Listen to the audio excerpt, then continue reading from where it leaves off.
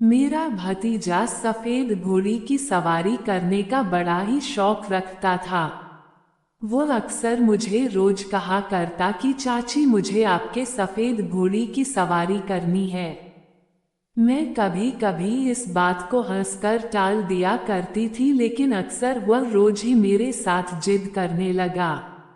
मेरा भतीजा मेरे पास पढ़ने के लिए आया था। उन दिनों मेरा पति विदेश में रहा करते थे। मेरा भतीजा कम उम्र का था, लेकिन धीरे धीरे उसमें बहुत सारे बदलाव आने लगे। वो अक्सर बहाने बहाने से मेरे करीब आया करता था और फिर बहुत जिद किया करता कि चाची मुझे आपके सफेद घोड़ी की सवारी करनी है। वह लेकिन मैं उसे बच्चा समझकर टाल दिया करती थी। एक दिन बहुत तेज बारिश हो रही थी। उसी दिन मैं अपने पति को बहुत याद कर रही थी, लेकिन तभी मेरे कमरे में मेरा भतीजा आया। जिद करने लगा कि उसे आज घोड़ी की सवारी करनी है। मैंने भतीजे की बात मान लिया। मैंने कहा बताओ तो फिर मुझे आज क्या करना पड़ेगा। लेकिन भतीजे ने मुझे जो तरीका बताया वह सुनकर आप लोग हैरान हो जाओगे। उसने लाइट बंद करते ही पूरे जोश के साथ, कभी कभी गलतफहमी भी इंसान के अच्छे खासे रिश्ते को खत्म करके रख देती है। इस तरह ये सिलसिला मेरे साथ हुआ था। ये कहानी उन दिनों की है जब मेरी नई नई शादी हुई थी। मैं शादी करके अपने ससुराल आई थी। मैं गरीब परिवार से ताल्लुक रखती थी, इसी वजह से माँ बाप ने अच्छा रिश्ता देखकर कम उम्र में ही मेरी शादी कर दी थी। शादी को लेकर हर लड़की की तरह मेरे भी कई अरमान थे, लेकिन वह शायद मेरी जिंदगी में पूरे नहीं हुए थे, क्योंकि शादी की रात ही मेरा पति मुझे छोड़कर विदेश चला गया था।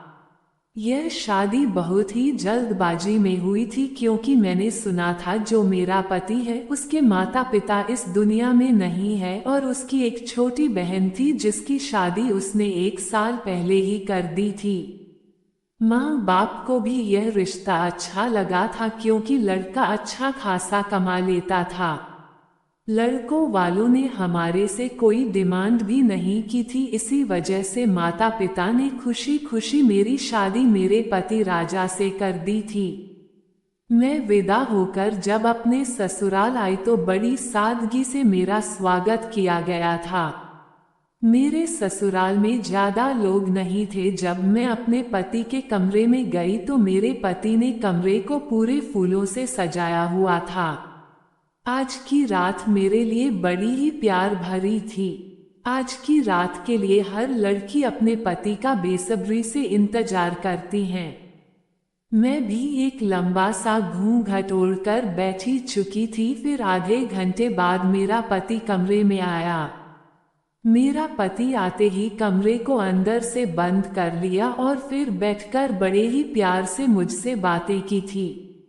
शुरू शुरू में तो मुझे बहुत ही ज्यादा हिचकिचाहट हो रही थी, लेकिन धीरे धीरे मैं भी उनके साथ बात करते हुए फ्रेंडली हो चुकी थी। अब मुझे भी कोई शर्म नहीं आ रही थी। मेरे पति ने मेरा हाथ पकड़कर मुझसे अपने प्यार का इजहार किया था। मेरे पति के छूते ही मेरे दिलों की धड़कन बढ़ने लगी थी। फिर पति ने लाइट बंद करते ही मुझ पर प्यार लूटना शुरू कर दिया था। फिर काफी घंटे की देरी के बाद मेरे पति मुझे बताने लगे कि वो कल सुबह ही काम के सिलसिले से विदेश चले जाएंगे, जिसे सुनकर मैं पूरा हक्का बक्का रह चुकी थी।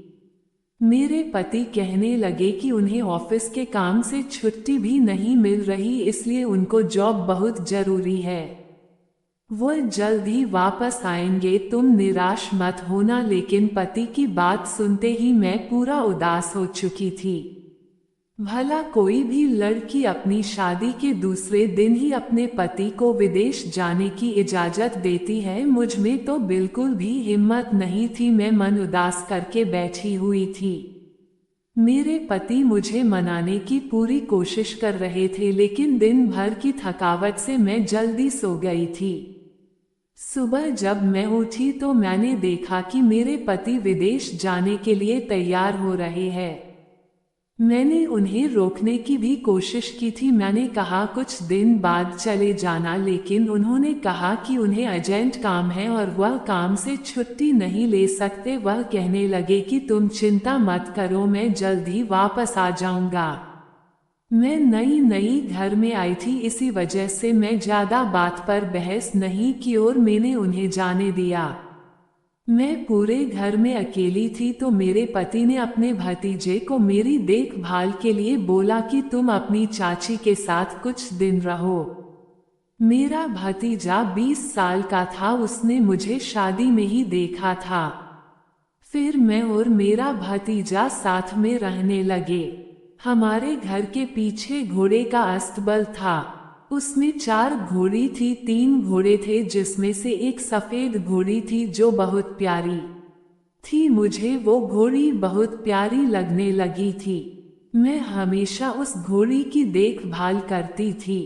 एक दिन मैं अपने कमरे में तैयार हो रही थी, तभी मेरा भतीजा मेरे कमरे में आ गया और मुझे देखने लगा। बोला, चाची आप बहुत प्यारी लग रही हो। मैंने बोला धन्यवाद। फिर एक बार मेरे भतीजे ने मेरी सफेद घोड़ी की सवारी करने के लिए बोला। फिर मैंने बोला ठीक है, मैं करवा दूंगी मेरे सफेद घोड़ी की सवारी। वो मुझसे बार बार बोलने लगा, मुझे सफेद घोड़ी की सवारी करनी है। मैंने बोला ठीक है। फिर एक रात को मैं बिस्तर पर लेटी हुई थी। मुझे अपने पति को बहुत याद आ रही थी। मुझे उनके बिना कुछ अच्छा नहीं लग रहा था। मुझे अकेलेपन की तड़प हो रही थी। तभी मेरे कमरे में मेरा भतीजा आ गया और बोला, चाची आप कब मुझे अपने सफेद घोड़ी की सवारी कराओगे? तभी मुझे अपने पति की बहुत याद आ रही थी। मैं अपने पति की याद में इतनी खो गई कि मुझे मेरा भतीजा बहुत जिद कर रहा था, मुझे आपके सफेद घोड़ी की सवारी करनी है। मैंने बोला ठीक है, मैं कल करा दूंगी मेरे सफेद घोड़ी की सवारी। उस रात को बहुत तेज बारिश भी हो रही थी और बिजली भी कड़क रही थी। मेरा भतीजा डर रहा था। मेरा भतीजा बोला, चाची मुझे डर लग रहा है, क्या मैं आपके पास सो सकता हूँ? मुझे बहुत डर लग रहा है। मैंने बोला ठीक है, तुम सो सकते हो। तो क्या हुआ, मैंने अपने भतीजे को अपने पास सुलाया। फिर अगले दिन सुबह मेरे घर की डोर बेल कोई बजा रहा था। मैंने दरवाजा खोला और देखा मेरे पति आ गए। मुझे उनको देखकर बहुत खुशी हुई और हम दोनों साथ साथ रहने लगे। दोस्तों, कहानी अच्छी लगी है तो चैनल को सब्सक्राइब जरूर करें। धन्यवाद।